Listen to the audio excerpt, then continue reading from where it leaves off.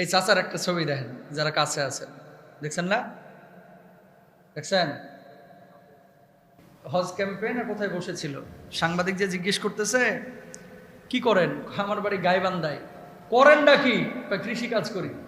জমি জায়গা বেঁচে হজে যাচ্ছেন না কিভাবে ভাই, একটু জানতে পারি? কয় জমি জায়গা, আমার তো নুন আনতে বান্দা ঘোরায়, কিন্তু হজ্জে যাওয়ার জন্য আমার অনেক আগ থেকে আকাঙ্ক্ষা ছিল। তো বলছে তাহলে কেমনে টাকা ম্যানেজ করলেন, কেউ দিছে নাকি বদলি হজটা? কয় না ভাই, কিছু গাছ লাগাইছিলাম এই নিয়ত করে যে গাছগুলো বড় হলে বেচবো, তারপরে হজে যাব। আল্লাহু আকবার বলেন না।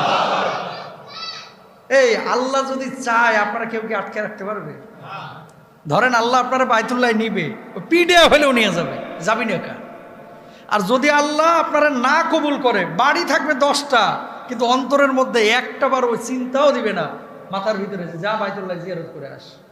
হাজার হাজার কোটিপতি আছে বাইতুল্লাহ কিন্তু যায় না।